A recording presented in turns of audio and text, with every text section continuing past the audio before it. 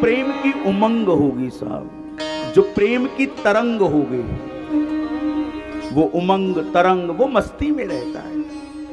जिसके भीतर प्रेम होता है, हर वक्त हर पल भगवान का शुक्राना अदा करता रहता है। प्रभु तेरा धन्यवाद है, बार बार धन्यवाद है, उसका शुक्राना करता रहता है साहब। प्रभु तूने ये तन दिया, तेरा शुक्रिया है। तूने ये परिवार दिया, तेरा शुक्रिया है। तूने वही दिया होगा जो मेरे हित में होगा। जही विधिनाथ हो ये हित मोरा, करऊं सो बेगी दास में तोरा। आप प्रभु मेरे हित की मुझसे बेहतर जानते हो साहब। जैसे एक माँ बाप अपने बच्चे के लिए बड़ा बेहतर, उससे बेहतर से बेहतर उसकी जिंदगी के लिए सोचता है, ऐसे ही परमात्मा हमारे बारे में सोचता है। प्रभु तेरा बार बार शुक्राना है, शुक्रिया है। ऐसे प्रेम की एक अलग खुशबू है, बड़ी महक है ऐसे खुशबू में। और जिनके भीतर ये प्रेम की खुशबू समा गई है, बड़े बड़े संत महापुरुषों में, ऐसे संतों के पास बैठने से उनकी खुशबू प्राप्त। इसलिए तो गोस्वामी जी ने लिखा होगा, प्रथम भक्ति संतन कर संगा। संतों के संग रहेंगे तो उसकी खुशबू प्राप्त होती रहेगी। भागवत के अंदर व्यास जी और नारद जी का संवाद है। जिस समय व्यास जी बड़े खिन्न हैं, परेशान हैं, उस समय नारद जी ने कहा, अरे मैं आपको क्या बताऊं भगवान की महिमा के बारे में, उसके प्रेम के बारे में, उसकी साधु संत के जिसकी संग मात्र से मैं ब्रह्मा जी का मानस पुत्र बना हूं। मैं तो दासी का पुत्र था। नारद जी अपनी स्वयं की कथा सुना रहे हैं व्यास जी को। तो साधु संत के संग में रहने से आचरण में बड़ा लाभ है साहब।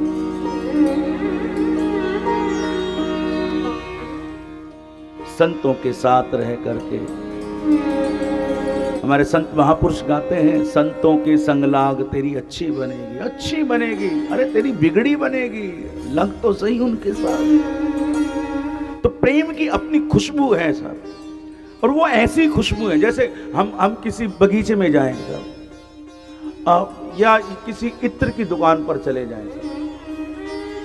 केवल इत्र की दुकान पर जाएं तो जब बाहर वापस लौट करके आएंगे तो भीतर से खुशबू आएगी साहब। भले ही सेंट न लगाया हो, इत्र न लगाया हो, तो लोग पूछेंगे, अरे आपने कोई इत्र लगाया? बोले नहीं।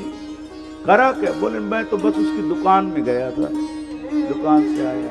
ऐसे ही किसी फुलवारी की बगिया में कोई चला जाए तो खुशबू आएगी साहब। कोई लौट करके, अरे कैसे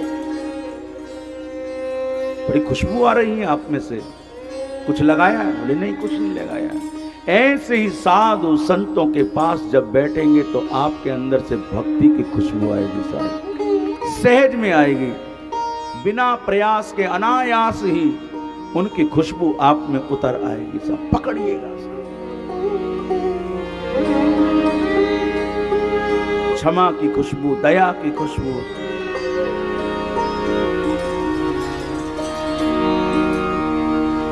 उस खुशबू की महक चारों तरफ पड़ती है। नैमिषारण्य की भूमि है, सौनक और सुत जी का संवाद चल रहा है।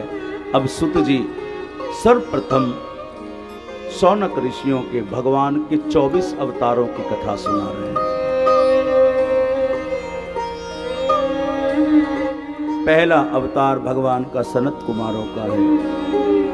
दूसरा अवतार भगवान का वाराह अवतार है, जिस अवतार से भगवान ने हिरण्याक्ष को मारा है। तीसरा अवतार नारद जी का है।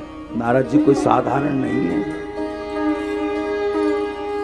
चौथा अवतार भगवान का नर नारायण का है। पांचवा अवतार भगवान का कपिल अवतार है।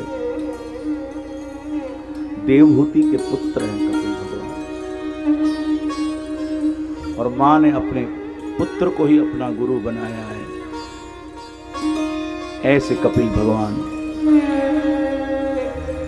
छठा अवतार दत्तात्रेय जी का है। सातवां अवतार यज्ञ भगवान का है। 8वां अवतार ऋषभ देव जी का है। जैन धर्म के सर्वप्रथम तीर्थंकर ऋषभ देव जी महाराज। 9वां अवतार पृथु राजा का, 10वां मत्स्य नारायण का अवतार है। आगे कच्छप रूप में भगवान ने जन्म लिया और 12वां अवतार भगवान का धन्वंतरी के रूप में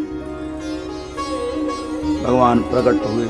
13वां अवतार भगवान का मोहिनी रूप अवतार है, मोहिनी रूप धारण किया। 14वें अवतार में नरसिंह रूप धारण किया प्रहलाद के लिए और हिरण्याकश्यपु को मारा है। और नरसिंह रूप के बाद भगवान ने वामन रूप का अवतार लिया, जिसकी कथा हम कल श्रवण करेंगे, भगवान के वामन अवतार की कथा का। 16वां अवतार परशुराम जी का है और उसके बाद भगवान वेद व्यास जी के रूप में प्रकट हुए हैं, जिन्होंने श्रीमद् भागवत की रचना की है। ऐसे श्री वेद व्यास जी भगवान 18वें अवतार के रूप में भगवान राम के रूप में प्रकट हुए हैं। आगे बलराम जी के रूप में और 20वां अवतार भगवान का श्री कृष्ण के रूप में भगवान प्रकट हुए हैं। फिर बुद्ध और फिर हंस है ग्रीव और आगे कल की अवतार भगवान का होने वाला है। 24 अवतारों की कथा सुत जी प्रारंभ में सुना रहे हैं भागवत में। आगे पांडवों के चरित्र को, क्योंकि एक एक पात्र बड़ा छटा हुआ पात्र है। सबसे पहले द्रौपदी के पात्र को चुना है, सुखदेव जी को सुना रहे हैं परीक्षित जी। इधर सौनक ऋषि श्रवण कर रहे हैं सुत जी की वाणी से। द्रौपदी एक अद्भुत पात्र है। अश्वत्थामा ने द्रौपदी के पुत्रों को मारा है। क्रोध में, आवेश के अंदर हाहाकार मच गया और ये अपने इस कृत्य से अश्वत्थामा बड़ा प्रसन्न है, जैसे बहुत बड़ा कोई कार्य किया। दुर्योधन को जाकर के जब कहा कि मैंने द्रौपदी के 5 पुत्रों को मार दिया, तो दुर्योधन ने बड़ा लताड़ा है अश्वत्थामा को, अरे तूने क्या कर दिया, मेरे कुल को ही, हमारे वंश को ही खत्म कर दिया।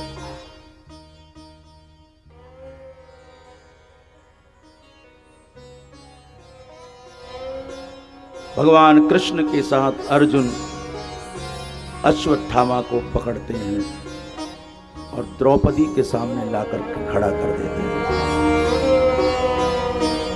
लो द्रौपदी, तुम्हारे पुत्र का हत्यारा तुम्हारे सामने है।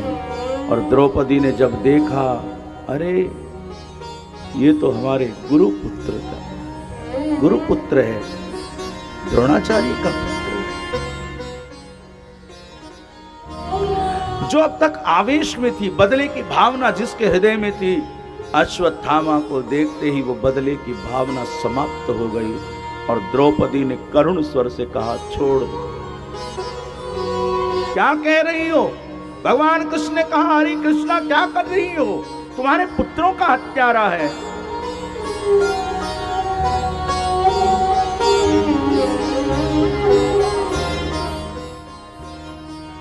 उस गुरु का पुत्र है जिसने अर्जुन को तीर चलाना सिखाया।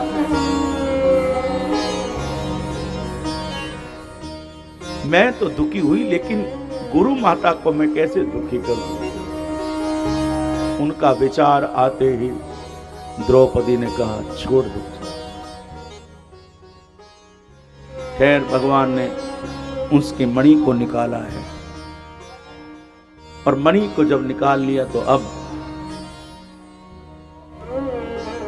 अश्वत्थामा को निकाल दिया। लेकिन भागवत को ठीक से सुनिएगा, बदले की भावना, एक वो पात्र है जिसमें बदले की भावना थी, लेकिन अश्वत्थामा के सामने आते ही बदले की भावना समाप्त हो गई। और एक अश्वत्थामा है जो बदले की आग में झुलस रहा है, झुलस रहा है, अपमान का बदला लेना चाहता है। भगवान कृष्ण द्वारिका के लिए तैयारी कर रहे हैं, द्वारिका जाना चाहते हैं। द्वारिका की तैयारी कर रहे हैं। भगवान रथ पर आरूढ़ होते हैं और तभी आवाज आ रही है, पाहि पाहि महायोगिन देव देव जगत्पते नान्यं त्वद्भयं पश्ये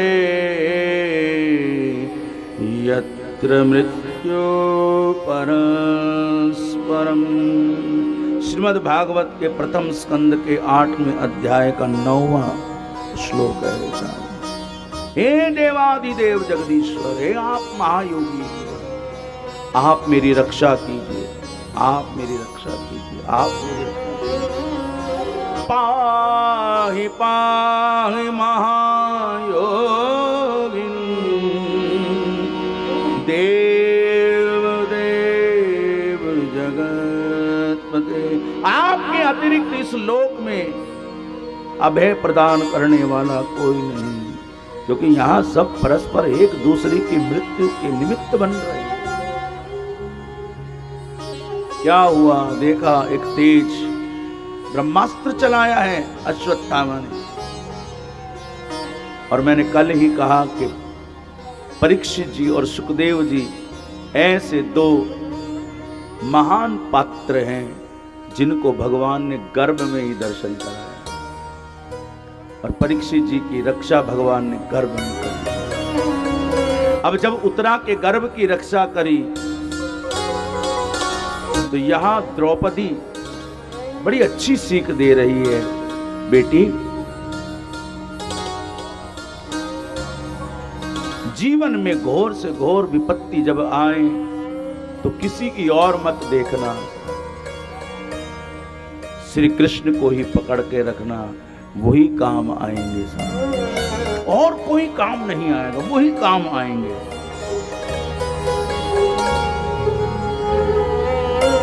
वही संकटों से बचाएंगे। जब तुझसे ना सुलझे तेरे उलझे हुए धंधे, जब तुझसे ना सुलझे तेरे उलझे हुए धंधे, तो कृष्ण के विश्वास पर तू छोड़ दे बंदे। वही तेरी मुश्किलें आसान करेगा, जो तू न कर सका तेरा भगवान करेगा। जो तेरे हाथ की बात नहीं है, ठाकुर जी सब संभाल लेंगे, वो सब कर लेंगे। अब कुंती आ गई हाथ जोड़ करके, हाथ जोड़े खड़ी। श्री कृष्ण मुस्कुरा रहे हैं।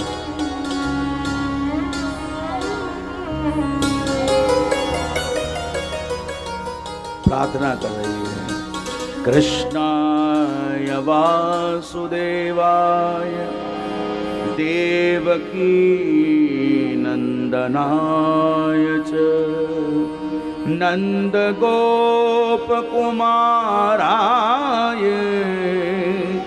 गोविंदाय नमो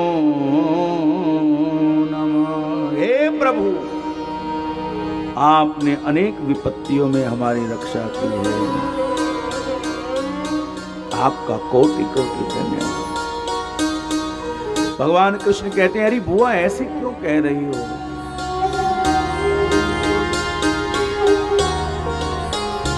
भगवान प्रसन्न है। बुआ आज हाथ जोड़कर प्रार्थना कर स्तुति करी है कुंती ने भगवान श्री कृष्ण की। मांगो बुआ, क्या चाहिए? दोगे? हाँ, तो दुख दे दो। क्या मांग रही हो? दुख की घड़ियों में आपकी निकटता का एहसास होता है, ऐसे लगता है तुम पास भी हो। विपत्ति में आप हमारे साथ रहे, इसलिए मुझे दुख दे दीजिएगा। विपद संतु न शश्वतत्र तत्र जगद्गुरु। दुख दीजिएगा साहब, दुखों में आपका स्मरण होता है। दुख में सुमिरन सब करे, सुख में करे न कोई। भगवान खैर वहां प्रसन्न होते हैं, कृपा। अब ऐसी घड़ी के अंदर युधिष्ठिर जी भगवान कृष्ण का हाथ पकड़कर कहते हैं, एक निवेदन है आपसे। हाँ कहो, आप रुक जाइएगा, द्वारिका मत जाइए। ये भगवान की लीला है। क्यों? क्योंकि अभी एक कार्य बचा है शेष, जो भगवान को करना है। क्यों? क्योंकि बाणों की सैया पर दादा भीष्म लेटे हुए हैं, उन्हें भी तो मुक्ति प्रदान करनी है। और जैसे युधिष्ठिर ने निवेदन किया कि रुक जाइएगा, भगवान ने कहा क्यों नहीं, लेकिन आओ युधिष्ठिर, आओ मेरे साथ। कहां? जहां बाणों की सैया पर भीष्म लेटे। मरणासन व्यक्ति से कुछ ज्ञान प्राप्त कर लो। दादा भीष्म बड़े गुणी हैं, मरने से पहले कुछ ज्ञान की बातें। और यही रावण जब मरा तो भगवान राम ने लक्ष्मण जी को उनके पास भेजा कि मरते हुए रावण से शिक्षा ग्रहण कर लो। और लक्ष्मण जी रावण के पास गए हैं साहब। और देखिएगा रावण का विश्वास भगवान राम के प्रति और राम का विश्वास रावण के प्रति, दुश्मन पर भी कितना विश्वास है साहब। जिस समय लक्ष्मण ने मेघनाथ को मारा और मेघनाथ की पत्नी सुलोचना लक्ष्मण के शीश को लेने के लिए, तब रावण ने कहा कि जाओ बेटी, निसंकोच रावण के पास जाना, डरना नहीं। सुलोचना ने कहा कि दुश्मन के पास भेज रहे हो? बोले राम के मन में किसी के प्रति बैर नहीं, राम का हृदय करुणा से भरा हुआ है। और सुलोचना गई है।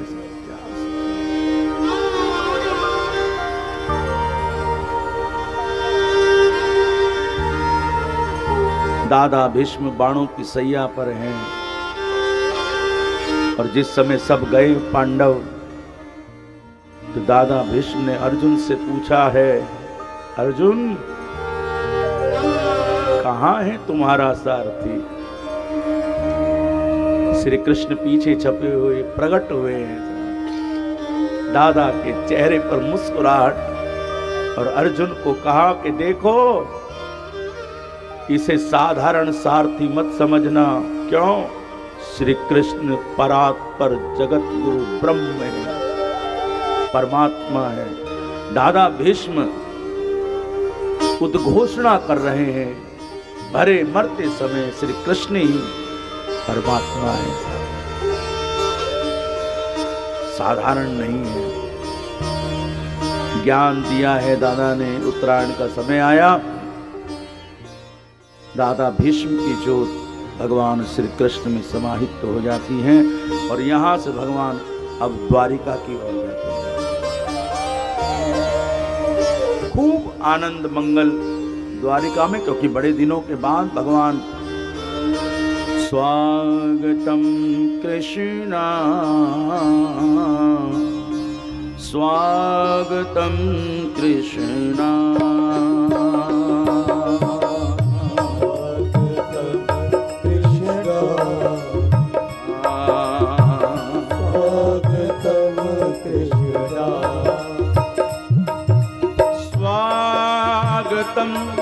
सुस्वागतम शरणागतम कृष्णा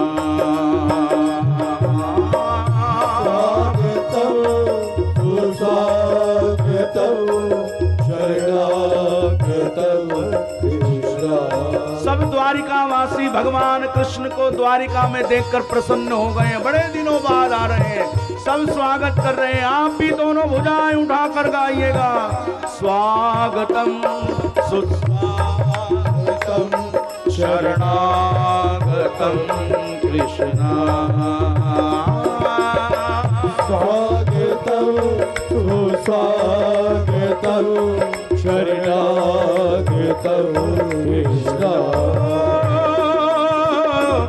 स्वागतम कृष्णा, स्वागतम कृष्णा, स्वागतम कृष्णा, स्वागतम कृष्णा, कृष्णा कृष्णा कृष्णा कृष्णा, कृष्णा कृष्णा कृष्णा, ओ कृष्णा कृष्णा कृष्णा कृष्णा, स्वागतम कृष्णा, स्वागतम कृष्णा, कृष्णा कृष्णा कृष्णा कृष्णा कृष्णा कृष्णा कृष्णा कृष्णा कृष्णा कृष्णा कृष्णा कृष्णा कृष्णा कृष्णा कृष्णा ओ कृष्णा कृष्णा कृष्णा कृष्णा कृष्णा कृष्णा कृष्णा कृष्णा कृष्णा कृष्णा कृष्णा कृष्णा कृष्णा कृष्णा कृष्णा कृष्णा, स्वागतम कृष्णा, स्वागतम कृष्णा, सुस्वागतम कृष्णा,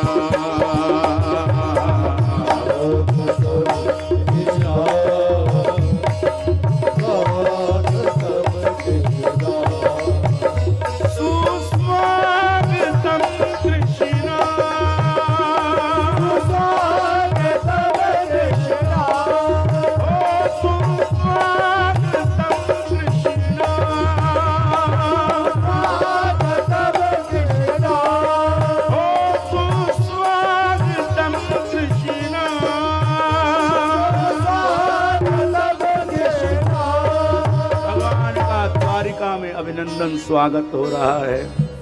और यहाँ विदुर जी गांधारी और धृतराष्ट्र के साथ अब विदुर जी लताड़ रहे हैं।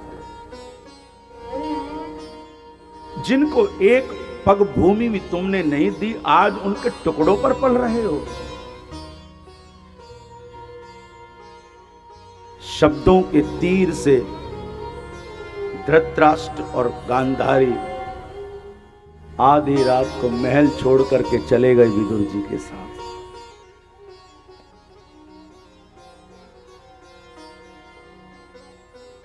युधिष्ठिर को पता लगा तो बड़ा तकलीफ हुई, क्यों चले गए, दुखी हो गए। धर्मराज है ना साहब, और शुद्ध हृदय है युधिष्ठिर जी का।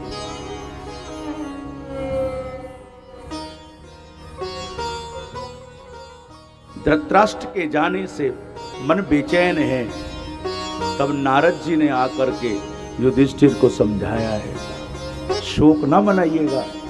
और जिसके लिए शोक मना रहे हैं, अब तो वो बस अपनी यात्रा पूरी कर रहे हैं। नारद जी ने युधिष्ठिर के शोक को दूर किया है।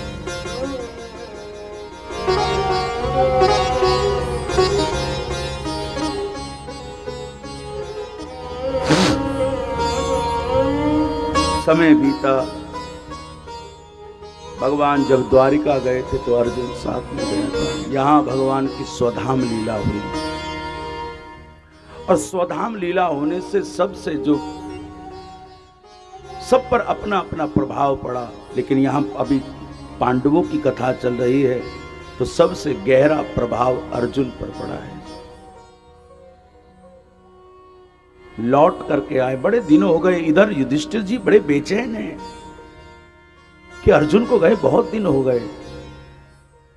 सब कुशल मंगल तो है, और पता लगा अर्जुन जब आया है तो अर्जुन की हालत, उसकी दशा देख करके युधिष्ठिर जी घबरा गई। क्या हुआ? चरणों में पड़ करके फूट फूट कर अर्जुन रोने लगा। अर्जुन, क्या हुआ मेरे भाई? भगवान स्वधाम पधार गए। युधिष्ठिर को एकदम झटका लगा। क्या?